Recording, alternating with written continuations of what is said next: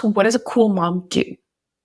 And she was going through and it kept coming back to like, the cool mom is the one who brings wine in the mug to hockey practice. And the cool mom is the one who is on top of the tables, having fun, blah, blah, blah, blah. And I was like, okay, cool. Like, if that's how you want to define that, that's really good. But could you also look at, could a cool mom be the person who is coming from Pilates class to pick up their kid, to take them out for a super connected meal before hockey practice, and then they've reset their nervous system and they don't need to drink wine? Welcome to the Advanced Women's Health Podcast, where we empower women with the latest insights and advice on holistic health. From cutting-edge medical research to practical wellness tips, our mission is to help you thrive at every stage of life. Join us as we explore topics ranging from hormonal balance and reproductive health to nutrition and mental well-being. Whether you're seeking solutions for a specific health concern or simply want to enhance your overall wellness, you're in the right place. Let's embark on this journey to better health together. This is the Advanced Women's Health Podcast. Hello, everyone, and welcome. I am so excited to dive into today's episode because really, to me, December is January. And this is the time of year that I am planning and ideating for so many of you. December is a period of time where you get some time off as well. And so it gives us this moment to reflect, but it also gives us a moment to plan moving forward. So what are we going to talk about today? We are going to talk about the habits that we need to form. We are going to talk about the actions we need to take and the mindset that we need to have and hold in order to not only achieve our goals, but maintain our goals. And this is a big one for me because the reality is that most of my patients know what to do, right? If I'm talking to them, they're like, I know what to do. And they're struggling with execution. Most, even like in the business world, right? I do some business supporting for female entrepreneurs, and most of them are sitting there saying, I know what to do. And I have also been the person, and will probably continue to be the person, to be honest, who knows what to do and still struggles at times. And so for me, I always go back to the science of habit change and the science behind really integrating true and meaningful transitions in our lives. And so that is what I'm going to outline for you today. So this whole conversation personally started for me many, many years ago. Whenever I hear something 3 times, I'm like, I'll look at it. Okay. So I had heard so many times that business is 80% mindset and 20% strategy. And I was like, that is untrue. Because if I have the strategy, then I will figure all of this out. And many people listening to this have known me for a very long time, right? And hopefully many of you will know me for a very long time and will watch this transition evolve even further. But I have the same core values and I am the same person at my core that I was 5 years ago, but my mindset is completely different. Things that threw me off 5 years ago, things that brought me to my knees 5 years ago, things that I thought were the end of the world 5 years ago are now something I deal with on a day-to-day basis. And things that threw me off in the health context and the rigidity within which I lived my life when I was trying to heal was something that served me in a lot of ways and also really created a whole host of other challenges in a lot of other ways, let's be honest. And so even the rigidity within which I live my life and my lifestyle now and how I execute health is totally different than it was 5 years ago. And that's because I've grounded into a few different things. So again, I always love going back to where science meets spirituality. I say I'm the nerdiest researcher you're ever going to meet in your whole life, right? But within that, what we know is that when someone's trying to make a change, we're looking at repetition, right? We're looking at emotional intensity and we're looking at time. And so what does that mean? That means that, for example, if someone gets a diagnosis, which often happens, right? Someone either has a diagnosis or they have a very strong emotional reaction to their health, and that brings them into our office. In that moment, they are ready for change. They are super excited. They're ready to dive in. They're ready to go. They're motivated. They don't want to live their lives like this. They are gunning it. That is an example of emotional intensity, right? Then we look at repetition over time.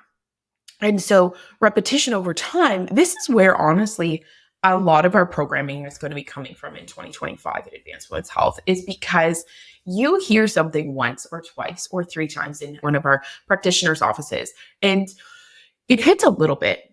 But what we know to be true is if you hear that over and over again, if you get that reinforced to you in multiple different ways, because we all have different learning styles as well, then the chances are you're going to take more action and it's going to be more effective. So again, I use the example of like, if I have a book that has impacted me, I will read it 5 times, but listen to it. Let's be honest. Audiobooks are my jam, but I will listen to it and listen to it and listen to it and listen to it and get the takeaways until I've implemented all of them. And I didn't realize that that was different. I didn't realize that that wasn't something that everyone does until it was pointed out to me that I was quite weird for doing that. But for me, it was, again, just rehashing things until they felt boring, until I had actioned all the items I needed to action from that, and then go back to it again. And so this is something we've heard a lot at the clinic. So we did a big survey. And again, like we have a lot of patients that have been through. We have the luxury of volume.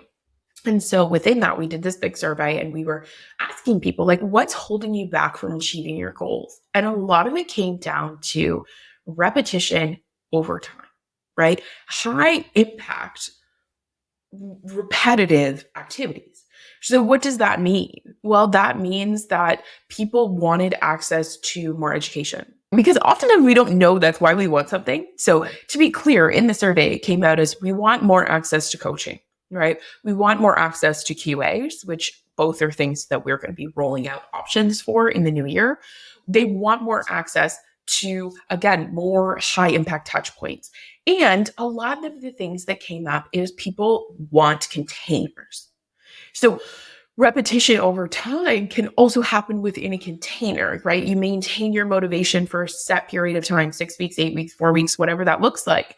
And then you are moving through a container. This is why we started launching the Advanced Women's Health Reset. So 4 times a year, we're going to be doing a reset within our membership site, which will soon become an app, where we're providing education, but we're also providing repetitive touch points, right? So people are on, at the time of this recording, we're in one right now, and there's 2 lives a week. And so it's repetition. We're hearing things over time, and you're constantly being pulled back to your goals and held in an accountability container. Because that's the other piece, is accountability comes into this in a really big way. We all know accountability buddies can make us more successful. We all know coaching can make us more successful. We all know paying for things can make us more successful, right? Because you put money on the line and you're accountable to your money. And so these are all really commonly discussed, but also really, really critical things that we're rolling into our kind of health curriculum at Advanced Women's Health. But some of the bigger things that I think are wildly impactful, and the reason why I have seen the change I have, and the reason why I love working really closely with people, is because it comes back to, I think the 2 biggest things is identity and values. And within that, there's agreements and all these other things that come into the mix. But let's break down those 2 to start with. So when we talk about values, everything in Advanced Women's Health is driven by values. Everything in my life is driven by values. Every action you take, whether you know it or not, is driven by values. And so when we're talking about values, what I mean in that situation is these core components that allow you to make decisions. Right? You make decisions in alignment with the things that you value. These are beliefs that you have that are repeated over time, right? That become ingrained as something that you really strongly value. These can be words, these can be statements, these can be sentiments. I stick with words because around words, I can create a lot of different, again, sentiments. So core values are the thing that if you come into conflict around them, you cannot resolve that, right? And it causes a really strong stress response. So again, using myself as an example, two of my personal values are freedom and stability. So those two come in conflict a lot, right? Because I want the freedom to launch a new program and do a new thing and go and run around and do my errands when I want to, or you know what I mean? Like do self-care when I want to, et cetera, et cetera. But I also value stability of having a stable path, of having stable resources, of having a stable schedule. And so I need to then find opportunities for freedom within stability. So I will block out an hour or two of my calendar and be like, okay, this is your time to freely do whatever you want to do. I will incorporate my calls. So I'll walk in nature when I'm on a meeting if I can, to incorporate freedom of how I take my calls. But if I ever feel really stressed out and I start to get like, and for anyone who's seeing this video right now, it's like shoulders up by your ears. It's like this, I don't want to say frantic energy or chaotic energy, but there's an energy to it. Whenever I get in that space where I go to say, oh, I'm stressed, I know for myself that there's conflict of values. And so, for example, some of my other values are related to growth, and then I have values related to family. And the reality is that I have a 2-year-old and a 5-year-old. I can't grow and live my life to 100% my fullest capacity because my family is incredibly important to me. So I'm not going to say yes to every speaking opportunity, for example, because as much as that would contribute to growth and growth of the clinic and the brand and growth of myself, because every time I speak to an audience, I have to be a better person, it's not going to contribute to my goals to be aligned and present with my family. So that means I choose higher impact growth opportunities so that I have more time that I can spend with my family. A lot of people have conflicts of values around health, meaning you want to value health. I call it an aspired value. You want to value health, but what you value more is growth and family, for example. And so you will sacrifice eating healthy, you will sacrifice your workouts, you will sacrifice taking time for yourself in order to feel like you're growing in your career or your business, and in order to be present and spend time with your family. I'm in the same boat, everyone, right? But what I have realized is that for me, I have been able to tether health to my goals of integrity, right? And my values, I should say, of integrity. So I know that if I am not healthy, if I am not walking and moving my body, if I am not eating vegetables, right? And prioritizing enough protein and doing fasting, mimicking diet rounds and taking my supplements, I know if I don't do that, then one, I'm completely out of integrity. Meaning if I came to you and said, oh, well, why aren't you working out? And you're like, well, because I value my career and I value my family. And so I'm not prioritizing myself. If I tried to give you 10,000 ideas or ways that you could instill change, and I am not doing that myself, that is out of integrity. And you're not going to rate that. You're going to feel that in the conversation. So for me, health comes into integrity. Health comes into growth. If I am not healthy, if I do not have energy and mental clarity, and if I am unable to execute the way I want to, right? I'm not going to grow. What kind of mom am I going to be? So I have been able to take the values that I have and tether them into health. And so you're probably, if you're struggling with health, you're going to need to look at your values. And then the other pieces, you're going to need to look at your identity and your agreements.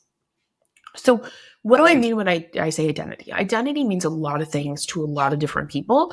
And so how I define it is identity is essentially how you define yourself, like what you include in your sense of self.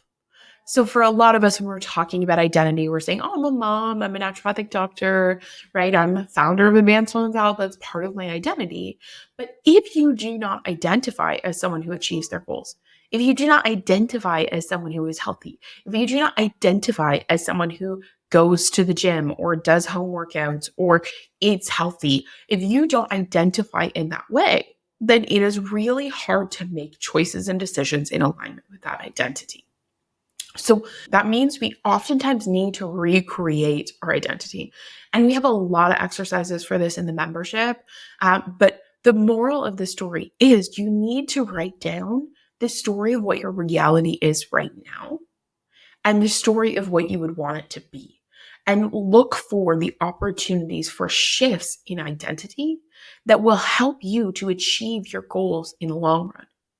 If I identify as someone who achieves my goals, who is healthy and balanced and setting an example for what health can look like for my family, for example, then what am I going to do? I'm going to choose to include vegetables in my meals and their meals, even though they're going to fight me on a 24/7 basis, right? I am going to choose to have them see that I prioritize going for a walk, that I prioritize moving, that I prioritize taking care of myself, that I prioritize doing things for myself, because that will then in the future give them the permission to do the same thing. When we look at identity, right, we also have to look at how do you fundamentally define yourself? And if you define yourself, like for example, I was talking to a patient the other day and she's like, I define myself as someone who's really like fun loving and approachable and someone who is kind of like the cool mom vibe. And I was like, okay, so what does a cool mom do? And she was going through and she kept coming back to like, the cool mom is the one who brings wine in the mug to hockey practice. And the cool mom is the one who is on top of the tables, having fun, blah, blah, blah, blah. And I was like, okay, cool. Like, if that's how you want to define that, that's really good. But could you also look at, could a cool mom be the person who is coming from Pilates class to pick up their kid, to take them out for a super connected meal before hockey practice, and then they have reset their nervous system and they don't need to drink wine, right? Because there's no right or wrong way to do this. It's just how we want to define. And you can take a label or an identity and then you can build in new habits or behaviors behind it, right? So you can still be a cool mom vibe and prioritize your health. And it's looking at those pieces that are very, very important when we're on a health journey. We see this all the time in practice, right? Not only do you need to get a good plan and a strategic plan that's aligned with your blood work, has evidence-based principles incorporated into it, all of these things, but we see patients come back and they'll cycle back because we're really big on like, you didn't fail, the plan wasn't set up for you. This is what I say to patients every day. If you didn't execute the plan the way that you wanted to, the chances are it's because I didn't set you up for success. We put too much, too little, didn't support you, didn't offer you and encourage you to get coaching because coaching is fundamentally what you needed and what you said you needed. We didn't have the app available at that moment in time. You know what I mean? Like all of these types of things. We didn't have these resets and these mini get starteds. We didn't have any of this kind of stuff. And so now we do. Now, okay, let's look at what kind of support can look like for you. Because I don't ever view that someone not taking the supplements, not doing the dietary change, that's on me. Like that's me not setting them up for success. Because they wanted to do it, they got vulnerable enough. It's me not setting them up for success. And we both have to take responsibility in the situation, right? Where they could tell me that they needed something different, et cetera, et cetera. But it's fundamentally, it's something that I want to do differently for them. So in those moments, right, we'll have patients cycle back. And the third time they cycle back, boom, they make a change. And everything clicks in place. And everything just becomes easy. And they're like, why wasn't it this easy before? And I always say in that moment, it's likely because you have one, repetition over time. You've heard it enough that now you get it, that it sinks in. It's a part of your subconscious processing. And two, because you're in a space where your identity has shifted, where the plan has shifted, where we have set you up for success in the way you need. Today's episode is brought to you by none other than Advanced Women's Health. If you are interested in diving in deeper to your health, if you are finally ready to feel like yourself, and you are finally over hearing everything's normal, everything's fine, and you want a deeper dive into your healthcare, then we are here to help you. We are currently helping patients in British Columbia and Ontario, Canada. But don't worry, if you're in another province, still reach out, get added to the waitlist as we expand coast to coast. We cannot wait to work with you. Check out the show notes for more information on how to get started. So the moral of the story and the moral of this podcast is that as you are reflecting on 2024 and you're reflecting on what you want to need in 2025, it's really, really critical that you look at the components of success and mindset and habit change, and you use repetition over time, and you use identities and beliefs and agreements and all these things to stay really curious around what held you back and what is going to be the key to your success moving forward. So this is a conversation I have had a lot in the membership. I've had this a lot in my patient practice. I will continue to have this a lot with the groups that we roll out coming early 2025. But I want you to know that fundamentally, no matter what, I believe you can be successful. My team believes you can be successful. It comes down to making sure that you're held in the right container to be the person that you want to be to achieve your goals. And if you're just thinking that you can magically remember to take a pill or to restrict yourself into success in 2025, the chances are that's probably not going to work in the long run. And I want this to work in the long run, which is where we make some of these, again, more impactful changes, because taking the supplements will always help, right? But I want this to be sustainable for you in the long run. I've seen over the course of almost a decade doing this, I see what patients make change in the long run. And I see how they respond, and I see what they've accessed. And we're bringing that in a really, really huge way into 2025 with Advanced Women's Health. So definitely look out for what we've got going on. Watch on Instagram, sign up for our emails. We are just so excited for the next iteration of health and support here. But reflect on this, take some notes. Look at where your values might be in conflict. Look at what identities come up when you fall out of alignment with your health goals. And just start there and start with ideating how you can bring those goals and those identities and those values back together. So have a beautiful day. Thank you so much for listening. I always value your ears and attention. There's so many of you on the back end, and I am just so grateful for that. We really just started what we are about to do and impact with this podcast. And there's already so many people coming online, and I just cannot be any more grateful for that. So have a beautiful day, and I will talk to you soon. Thank you so much for listening. I hope that you had as much fun as we did. And if you loved today's episode, share it with a friend and leave us a review. That is how we spread this message, and that is how we are going to revolutionize healthcare in Canada for women. Have a beautiful day and be well.